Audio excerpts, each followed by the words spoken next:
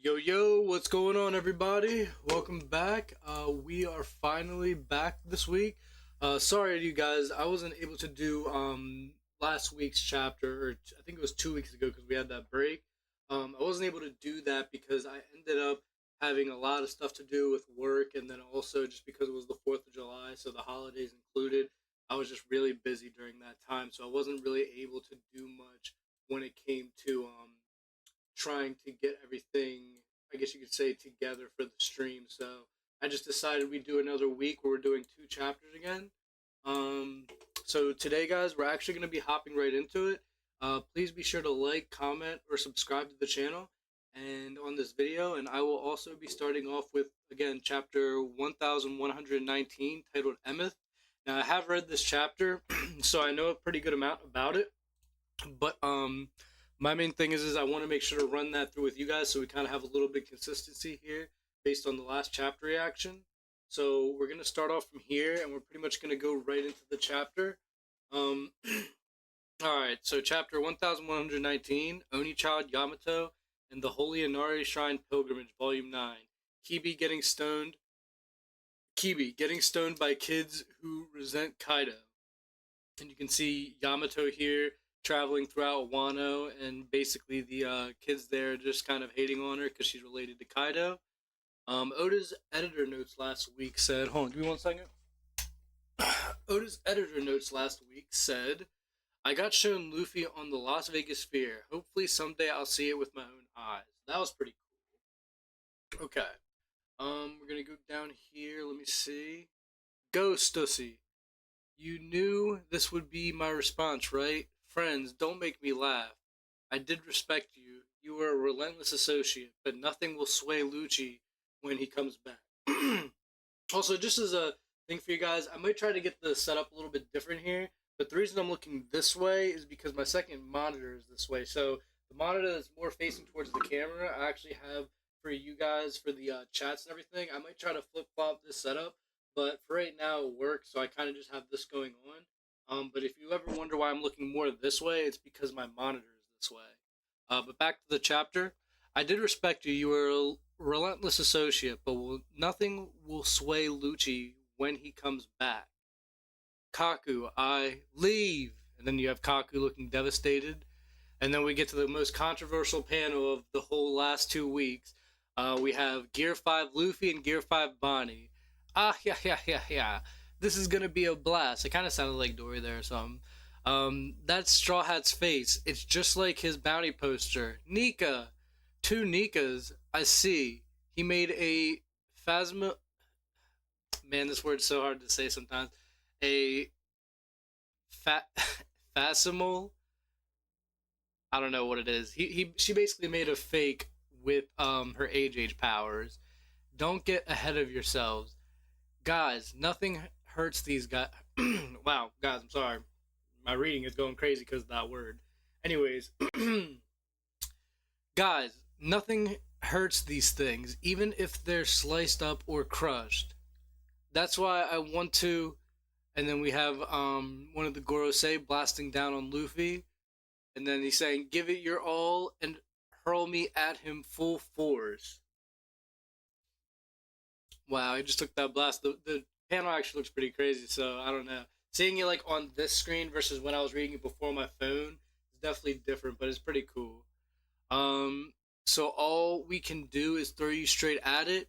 Give it our all, huh? You asked for it. We're gonna attack Luffy? Why? We'll leave the bird to you guys then. Stop dancing, you fools. Put out the fire and set sail. What? But you two were doing it earlier, Captain. And if I'm not mistaken, I think I'm thinking of last chapter, but last chapter we got the whole thing where they were pretty much dancing on well, they weren't dancing, but the bird actually like got some of the giants and actually caught them on fire. So that's why some of the ship is on fire.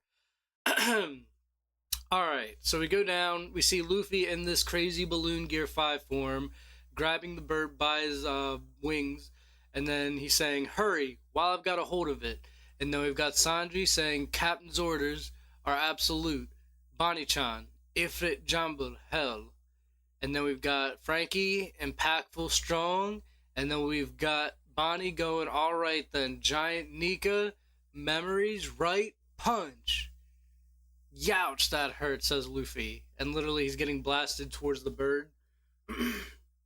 I think it's not Ethan, it's Marcus Mars. I believe it's Marcus Mars. So yeah, Marcus Mars is taking this hit from Luffy right now with the impact of everybody else behind him.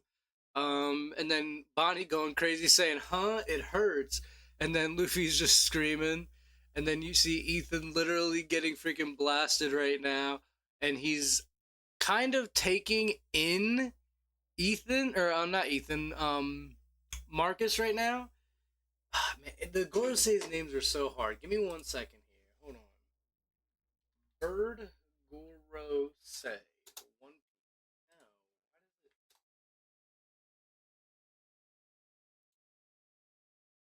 So hold on. So which one is it? Of course, they give me the panel without the naming on it. I'm just trying to make sure I get the pronunciation right, so nobody tries to come at me in the comments being like, "You don't even know the names of the Gorosei." Um, hmm. Can't really find them to be honest. I mean, I know who they are and I know their names, but I cannot find a Google search of the name. For Gorosei name.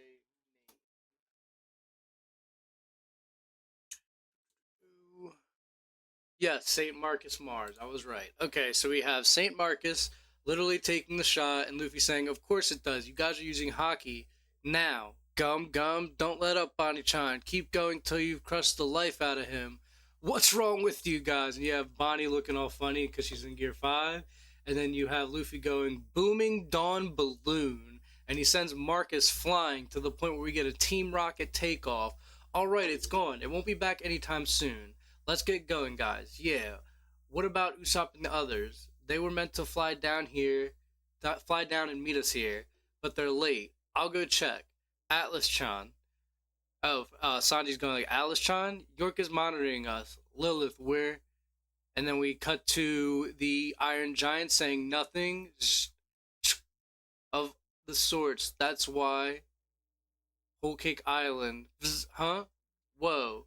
That ceaselessly inherited aspect, and then they're saying it's on again. Sorry, the word, like the way they do this, where it's like one freaking panel and or like one speech bubble and then another, it kind of throws you off on how to read. Like if you're not reading to yourself, because like you're talking for the people of the island, and then next like speech bubble you're talking for like Vegapunk or something, and it's like okay. So whoa, that ceaselessly inherited aspect. It's on again. What is he talking about? We can call it a will. It's on. And then you have Vivi and Morgan's right there. It's back on. Was it a bad signal? And then you've got York. Elders, you just interrupted the transmission. The snail's memory circuit is still intact. You have to destroy it directly if you want to shut it down for good. And then Vegapunk saying, and to those that have suffered for this, I can only pray my voice reaches you. And it's interesting here that we have this shot of them on this island, like the dude stuck in the treasure box, because like it's like, is this supposed to be an insightful panel where we see that like they have been the ones that suffered from this for whatever reason? Because I couldn't imagine why they would be, but it's I guess one of those things where you don't know if it's like something that relates to them in a very like subtle way, or if it's like they're just basically showing parts of the world and they happen to just be in this panel. But anyways, we cut back to Luffy going, huh? What the? Is this rain? Was that an explosion? No. It's the Cypher Pole agents and a bunch of debris. They're falling out of the sky? Catch them, they'll die. The Seraphim are here too. Look, old timers, that monster's spitting them out. It's like a fountain. It's coming for us. We gotta hurry and get some distance. And then you have one of the Gorosei glaring. Before I even go off, let me see here. You have Saint Shepherd Jupiter, so we'll call him Jupiter. Jupiter is now looking at the giant ship, and they're saying, it's gonna suck us in, move it, damn it. After all the progress we made, he's pulling us back. Furl the sails, use the oars instead. And then you got Luffy saying, you bastard, and doing a gear third punch onto him in gear 5 mode. Get 'em, Nika. A giant white monster and reigning Cypherpole agents. Even dreams aren't this wild, says Doll. I'm pretty sure it's Doll or it's one of the Navy agents. And then we have Topman. Topman is coming in and he is, I guess, running towards somebody. Oh, he's running towards Luffy, saying, "Damn it, the boar's heading right for you. Look out." Hmm. So Luffy knocked him back, and then he's looking back at them. It's kind of hard to see in that panel because you do see that the Topman is pretty much running toward him, but you can't really see Luffy's face, but he is looking back at him. His skin is really tough. It's gonna smash the ship. We gotta run. And then you've got this crazy epic shot that I can imagine in the anime. They're just gonna have like the most dramatic music where he's just basically hopping from the island over to the ship. Like it just looks insane, and his scale is insane too. And then you've got Bonnie-chan. I can't hold it. Being free is too tiring. And then we have something under the sea.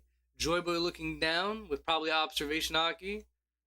And then we literally cut to this beautiful panel of freaking just like it's literally just the Iron Giant coming up and freaking left-handing this Gorosei Topman, and it looks intense. Listen up, Emeth. The time is at hand. The time. What the hell is that?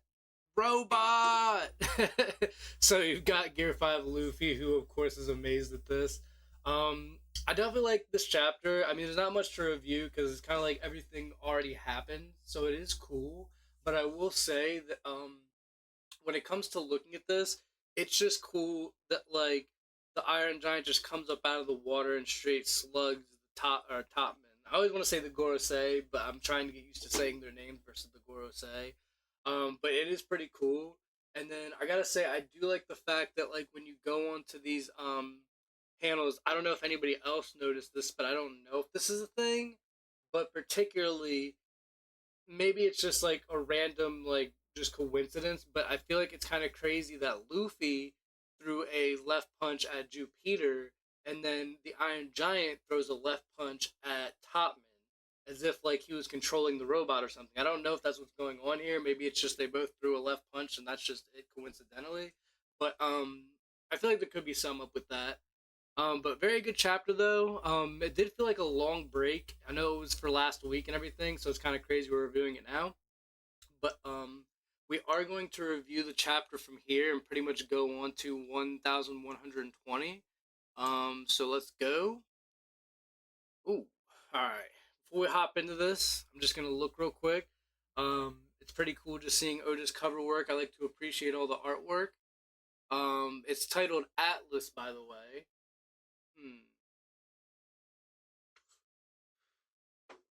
Alright, the title reads Only Child Yamato in the Holy Inari Shrine Pilgrimage, Volume 10. Kids getting put in time out by the daimyo of Kibi, Denjiro. So Denjiro has actually taken the kids we saw from last chapter and actually put them in time out in a net, which is kind of low-key crazy, but I mean, hey, if it works. And even Yamato's like, hey, you don't have to do all that, so even Yamato really didn't mind. But from here, we're going on. We're going to read Oda's editor notes. It says, I got a Rayquaza Somen slider kit. I've already sampled the cold noodles it serves. Something this elegant can't slide under the radar. A Rayquaza Somen slider kit. Let me look that up real quick. That actually sounds pretty good. Rayquaza Somen slider kit.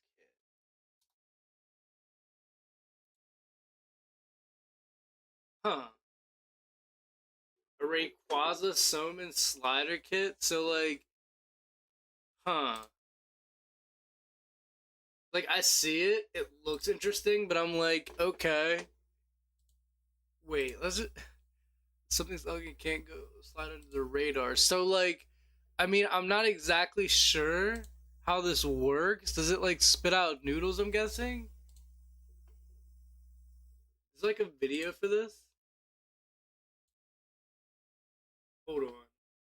We're going on a little detour. This is a real quick. Rayquaza Nagashi Somen slider by Takara Tomy. And Nagashi Somen basically in Japanese just means flowing noodles. Flowing water takes the noodles down this little chute and you basically just catch it on the way down. I've never done it, but it's definitely on the bucket list. And the Japanese toy company Takara Tomy actually has a couple variations of these Somen sliders. And not to mention they have a very long history of working with Pokemon. The slide actually resembles Rayquaza's body, and the flowing water comes from his mouth. Which seems a little strange because I'm pretty sure that Rayquaza can't actually learn any water type moves on his own. It also features a couple other Pokemon like Pikachu and a few other water types. And personally, I think it's a really cool and unique product. The Rayquaza Summon Slide will release on June 1st, you guess it, in Japan only, and will retail for about $95 US. Interesting. Alright. Well, that was pretty cool. Okay, so, I mean, now we know what a Somen slider kit is. I'd actually like to go to a restaurant that has that and probably a couple, like, dipping sauces, I guess you could say. So, that with the noodles, pretty good. Sounds pretty good. Alright. So, we're gonna hop into it. 1120. Here we go.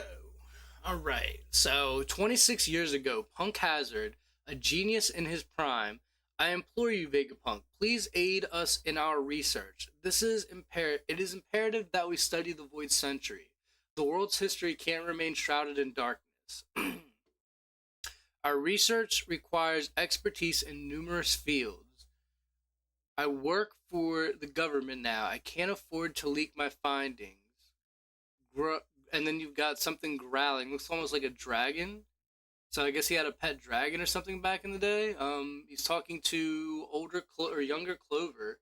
How many times have they caught you anyway? Open your eyes. Can't you see why they keep letting you go free? They're hoping to flush out your allies. Stand down. Let the past remain shrouded. You won't find the answer to good and evil in a bunch of old stories. I once knew someone who carried a D in their name. He was killed right in front of me. We grew up together. He was my big brother.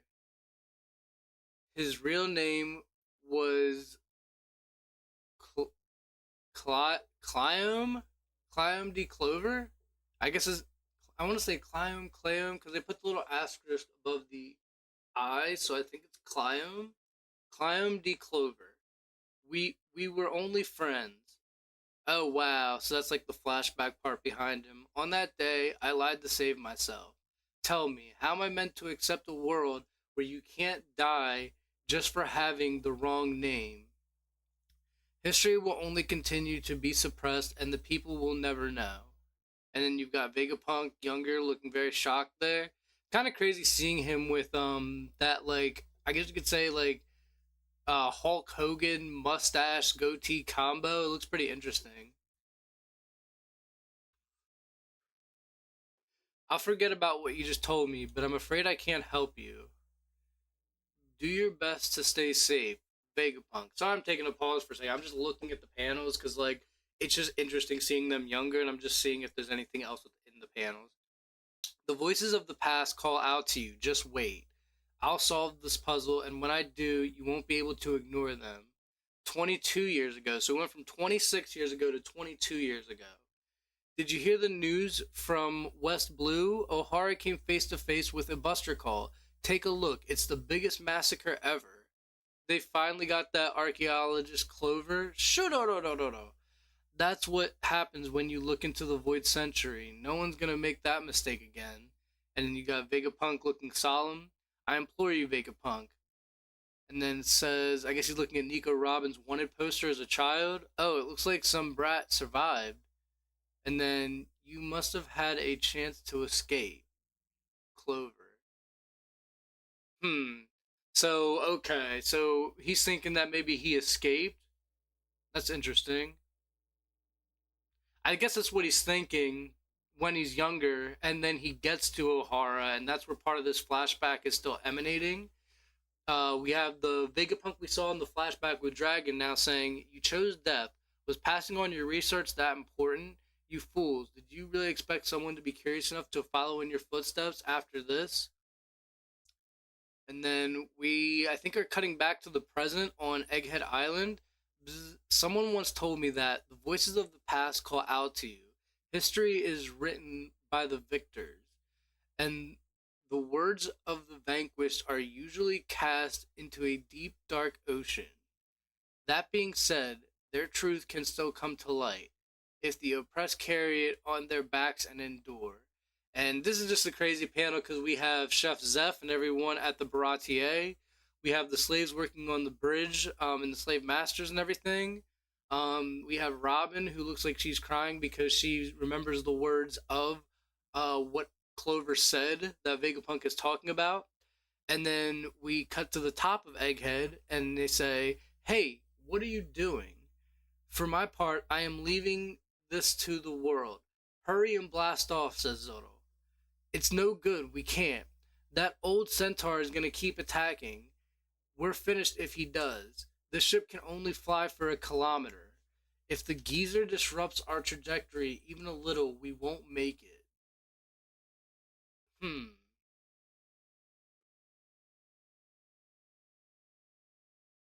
So this is interesting. Like, I guess Zoro's arguing with Lilith, but like I don't get the argument because he's saying that we have to blast off and she's saying that we can't, but then the ship can only fly for a kilometer. If the geezer disrupts our trajectory even a little, we won't make it. So it's because of how far they can go that if they get attacked, they won't make it. But it's like if he comes back and attacks you anyways, you're not going to make it. So you may as well fly off and then just try to fend him off.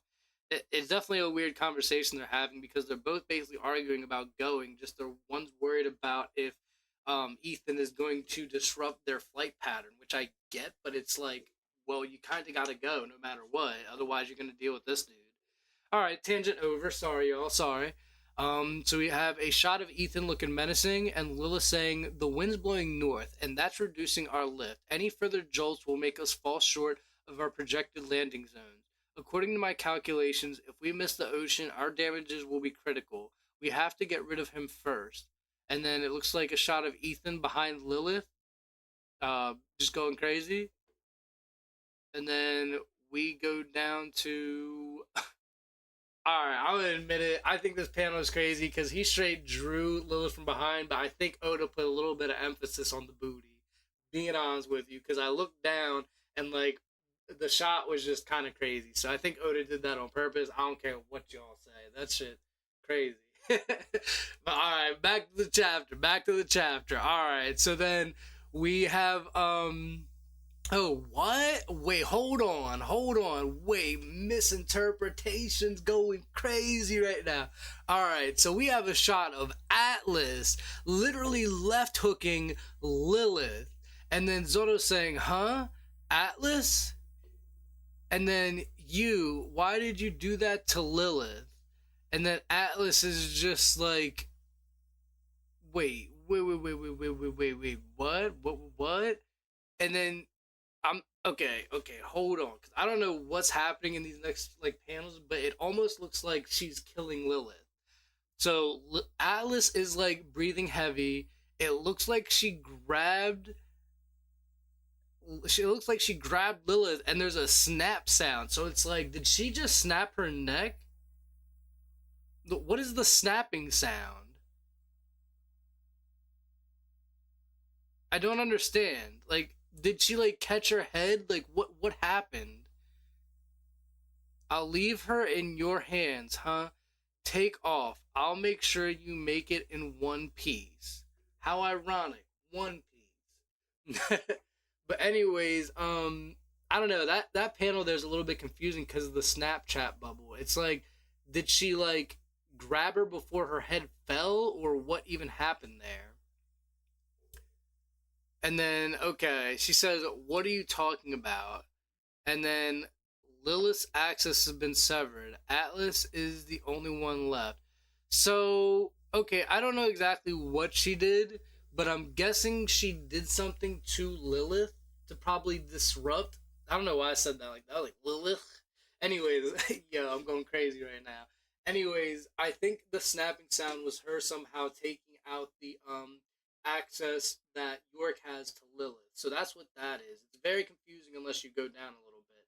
But continuing on, we have York saying Lilith's axis has been severed. Atlas is the only one left. And then we have a shot of Lilith who's passed out. "Take Lilith inside, Zoro." "Got it." "Atlas, you've got to explain." And I guess they're saying that at the ship as Atlas runs off. So Atlas is running towards Ethan right now, and then you have Jinbei and Chopper saying, "Let's go, Jinbei. We'd regret it if we hesitated now. Do it, Brook. Oh, do it, Brook." And then right away, Zoro-san. And then you have okay. It's just a lot going on because like Atlas is running towards Ethan right now. There's a whoosh sound effect, and then you just hear as Brooke is getting ready to launch the ship. You see Kude, and then you have Ethan and Atlas about to square up. Oh wow! I guess Ethan takes off Atlas's arm as she rushes towards him. Um, interesting. So he got her left arm. She actually takes the hit, gets him with his right arm, and pretty much takes him away. But she's using the power of the boots to actually take him away. And then we see burst, and we literally have this epic shot of the Sunny actually going finally off of the top level of Egghead Island. So they're all taking off, and then we cut back to the broadcast. This broadcast of mine, says Vegapunk, I'm praying that this message gets transmitted safely. And then we cut to a shot of the lower part of Egghead and everything on fire, the Iron Giants, the Marines, the giant ship, and they're saying, "Whoa, Vice Admiral Houncer, what is this? There's a snake, a boar, a bird, and now a robot. Where did these giant creatures come from? I honestly don't have the faintest idea. It's the huge Robo," and Luffy's just looking amazed as he sees this robot. An Iron Giant. Oh my god, he got me a little bit excited just talking about the Iron Giant. Iron Giant, Joy Boy. I am happy we got to meet again. And he's saying, and then he says, "Over here, you." So I don't know. I get okay. This might be like one of those meme things where like I've seen it before in One Piece where like they do that like the arm thing like hey, like kind of like being like crazy. But Luffy is hearing the voice of all things probably from the robot, I think. And then from here we have the robot pretty much getting a little bit annoyed, like, "Hey, you better know who I am. I'm talking to you right now. I'm talking to you." And then basically he finally figures out that the Iron Giant is talking to him. We cut back to a little bit of Vegapunk's messaging saying, "I realize it would be foolish to blindly trust in a one-sided account of a 900-year-old battle. I came like before. Your enemy is my enemy. I am glad. I can fight for you again, Joy Boy. You can talk? That's so cool. I will protect you from danger, Joy Boy."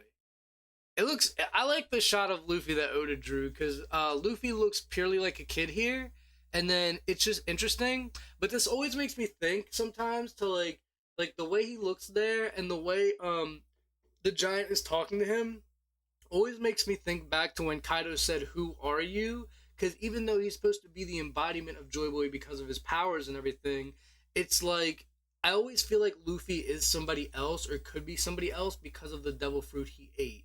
And just seeing them talk to each other and then Luffy's face like this, he looks super happy, which is cool.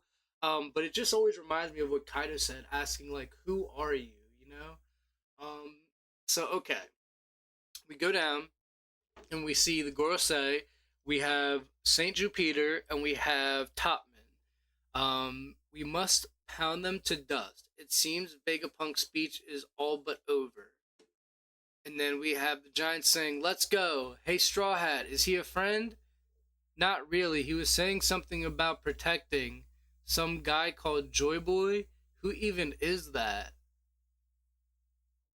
"It talked? We didn't hear a thing." "Whoa, really?" So Luffy still is knowledgeable about the fact that he has the voice of all things. And I mean, obviously right now we're not gonna get the Joy Boy lore to Luffy, but I feel like it's kinda crazy they didn't have the reaction that Luffy didn't know who Joy Boy was, even though they consider him Joy Boy or Nika, apparently. So like I mean they more know about Nika probably than Joy Boy, or they probably know about both if they are the same person.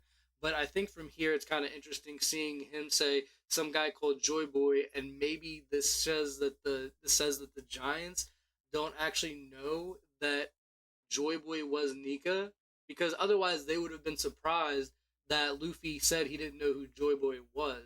So I definitely feel like that's something that could be a possibility once we get to Elbaf.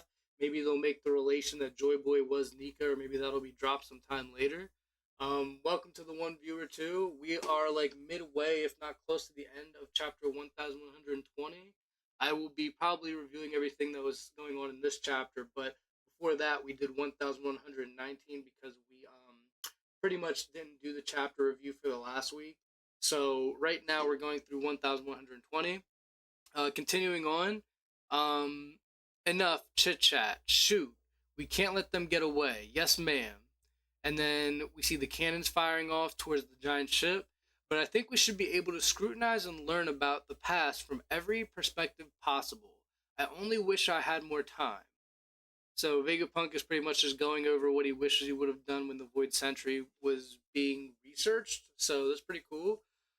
We cut to this shot of Saint Jupiter, and he is pretty much about to go in on the Iron Giant. Iron Giant looks like it's squaring up, or it looks like it's about to do some kind of punch. Almost even looks like the thing on its back is turning. But Vegapunk says, but there are those who cannot be stopped. It's ready to fire. What's gonna come out? Oh, wait, hold on. Wait, hold on. Oh, okay, never mind. Okay, I forgot that Frankie and Sanji are already on the giant ship. I thought that they were on the Sunny for a second. I was like, why are they there? Did they already land? We didn't see it. But anyways, we see Jupiter, and he is pretty much going down towards the Iron Giant. They think it's gonna be a robot fist, kind of like Frankie's strong right or some kind of beam. And then we see, and then it says, "Uh-oh." So I guess he's out of gas, or maybe he's that old. And then we have Luffy, Frankie, and Sanji all like, "What the heck? What is he even doing?" And then, watch out, robot. And then we get a shot of the robot. I think he's he's grabbing Saint Peter as he's trying to eat him. And then he says, "Wow, robot! It seems the last 900 years have rendered those weapons inoperable."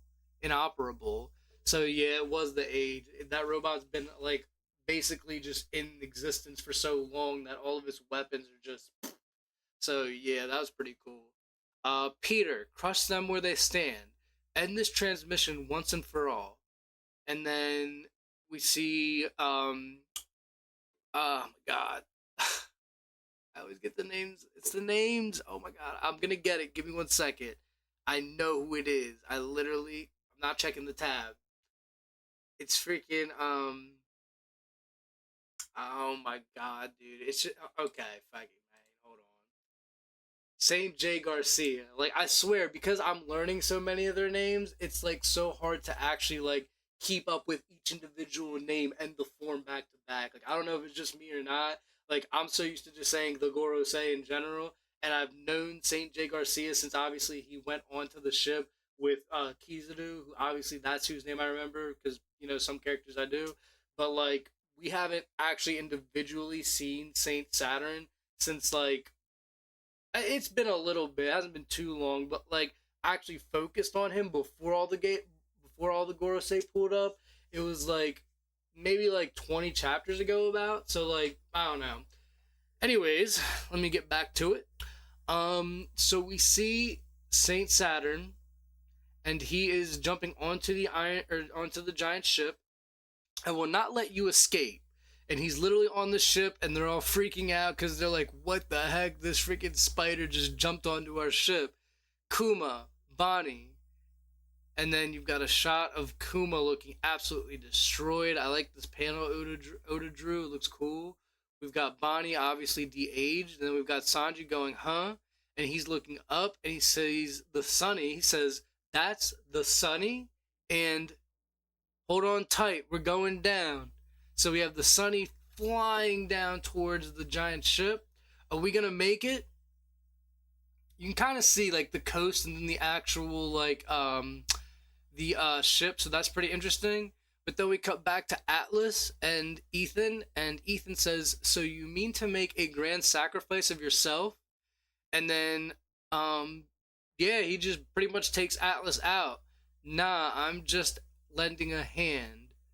So I guess Ethan slashed Atlas, and then she actually. Oh wow. Okay, so she pretty much, and I can tell by the panel already. I didn't even scroll down, but I can already see it. So as Ethan takes her out, she then explodes, thus giving the Sunny Go enough of a boost, or maybe a different angle to shift towards, where they can actually make it now to the ocean. So Atlas literally just sacrificed herself. She didn't do anything when it came to York, which that doesn't matter, but like we thought that was gonna happen, and now she literally just blew herself up to give the Straw Hats that extra boost to get out of the top of the island and into the water or the ocean. So now, wow, this is like really small. So give me 1 second. Can I like zoom in? Open image in new tab. Can I do that? Cause this is very, there we go. That's way better. All right. So 25 years ago, the Goldie Roger the pirate Goldie Roger, we're gonna make it, says everybody on the Sunny, achieved the unprecedented by circumnavigating the globe. It only worked because of you, Atlas, right? And then you have Chopper and Usopp crying. Vegapunk saying, I have no doubt they heard the whole thing. Hmm. Let me just go through Vegapunk's message consistently real quick. 25 years ago, the pirate Goldie Roger achieved the unprecedented by circumnavigating the globe. I have no doubt they heard the whole thing. And then I'm gonna go bottom right to, well, actually I'll go left. I'll go left. We'll go to Vegapunk's panel, then we'll cut right and go down to the left. I am confident you have all come to the same conclusion at this point, and I anticipate. God, dude, it's like I don't know if that's the end of his message. Okay, I'm just gonna read it. I am confident you have all come to the same conclusion at this point, and I anticipate that is what will ultimately determine how things transpire in the future. Hmm. It's just so interesting because like it's so hard to read it coherently because we're going from right to left, but then all the actions on the bottom right. So they could Oda could have made this paneling a little bit better. But I guess it is what it is. We'll go to the bottom left one. It says, "Wait, was that? Did he say Goldie Roger?" And then we're cutting to Atlas, and she's saying, "Atlas, Atlas's signal is gone. It finally happened. I'm the last Vegapunk. No, not quite. We have let you say far too much, Stella. Indeed, this is the end." And we have Topman and we have Jupiter pulling up on the Iron Giant. Oh my, I have really rusted away. This is the time you spoke of, right, Joy Boy? Can I use it? And then, let's see here. They must have heard the voices of the past from the purest source possible. Hmm. From the purest source possible. Color spread and color. Wait. Cover and color spread next issue. A visionary envisions the future. So okay, holy shoot. Okay, I don't really know what to say about this chapter. I mean, it is good. I feel like we're definitely getting towards the point where everything's going to like, conclude, but then the major peak of this announcement, but whatever the Iron Giant is going to use, I'm guessing it's a grand weapon that's actually going to be used on the Gorosei. The other thing I would say is that this message, like I wish the speech bubbling was a little bit better because even though it's cool, it's very hard to like actually get a direct reading on it. Like even if you're reading this by yourself, you're trying to go through and read everything that they're saying, but then read everything that Vegapunk is saying, and it doesn't really work when you're reading manga because like you're trying to continuously read things in either a back-to-back conversational sense or you're trying to read one part at a time and then another. But Oda made it so it's literally just like text bubbles and then regular ones from what's going on and then text bubble and then regular and then text bubble, and that's the thing. And like you kind of have to pick because you could go to the bottom right and then go all the way left, or you could go left and then bottom right in order to actually read it in the order that you read it. So I'm going to real quick read Vegapunk's message all in one go instead of trying to, I guess you could say, do this. So we'll read it all together. When I said this, I meant read it all together versus just Vegapunk's message. So Vegapunk says, 25 years ago, the pirate Goldie Roger achieved the unprecedented by circumnavigating the globe. I have no doubt they heard the whole thing. They must have heard the voices of the past from the purest source possible. I am confident you have all come to the same conclusion at this point, and I anticipate that it what that God cannot read. I anticipate that is what will ultimately determine how things transpire in the future. So, okay. So again, we kind of like I'm kind of left wondering what this purest source is. It could have been the ancient kingdom. It could have been the people of the D clan, which I'm gonna kind of guess and say it's the people of the D clan because the people of the D clan probably had the voice of all things, but at the same time, we know that that might not be fully true because the voice of all things actually is inside things such as sea beast too. So I don't know what the actual original source is when it comes to the voice of all things, but I will say that I mean I'm interested to see what the purest source possible is, and then I definitely can't wait until we see what this Iron Giant does. I'm also glad that we were finally able to actually make it to the bottom of the island, well, mainly the ocean, because it's cool that we now have the Straw Hats all together, and they're all about to basically take off once they can fend off the Gorosei and get out of there. I'm curious to see how the Gorosei will actually be fended off, or maybe rendered a little bit I guess you could say like helpless in the escaping of the Straw Hats, and I'm wondering how they'll escape too. I'm hoping Kuma does something because I don't think they're really just gonna sail away all normal, and I don't think they're gonna beat the Gorosei. So something has to happen here that kind of puts a lot of distance between them so they can keep sailing on, and then we probably go to Elbaf from there. Alice's sacrifice was amazing. Definitely the goat for this chapter. It was pretty cool seeing the Iron Giant pull some moves too. Interesting that its weapons are rendered a little bit useless though because of the fact of its age. Um, we didn't really have anything else. I mean, we had the Iron Giant and Joy Boy meeting. I just wish we could finally get to the part where Luffy finds out that he is Joy Boy or Nika or both, or how those two actually relate to each other and then Luffy. But that again will probably happen on Elbaf, so that was pretty cool. Um, we had the shocking moment of Atlas hitting Lilith, which I did not suspect, but that was cool. A lot of also pages on this panel in this chapter. Oda did really good and actually snapped on this chapter. He drew us a lot. Definitely a lot of panels and just pages for this chapter in general. What else did we have? Well, we had Vegapunk's message going across the world, and it was pretty cool seeing him pretty much like get together with Clover and getting more of an in-depth on Clover and Vegapunk's relationship back when they were younger. That was actually pretty cool. What else? I think that was really it. I mean, it was pretty cool. We saw a little bit of the evolution of punk records because we saw 20 or punk hazard, sorry, 26 years ago, and then we cut to the one words 22 years ago. So if you can see the page, it's pretty much a big like bigger factory, if you will, or bigger lab where like there's like three kind of main buildings and a tunnel. It looks like, and then in the first one, it looks like they're there, but it looks like it's only one building each.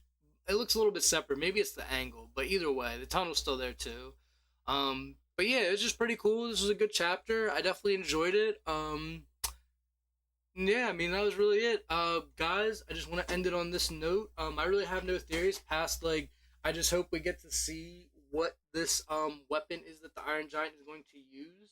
And then I am curious to see how the Straw Hats will get away from the Gorosei. So, yeah, guys, that was everything. Thank you for coming back this week or even watching this video if you did. Again, I'm sorry about missing the past week or two. It was just because of the holidays and work. But I do plan again to upload more as much as I can, really, at this point. we're kind of just getting everything that we can done. But there's just things going on with like my art and animation, and then also just trying to stay on a schedule with this and work that makes it so it's a little bit tricky to keep uploading to you guys consistently. I am going to try my best and keep doing that. So whether you're watching the video now or in the future or whenever you're watching it, I really appreciate it. And definitely make sure again to like, comment, and subscribe. We're trying to get our name out there. We're trying to grow the channel.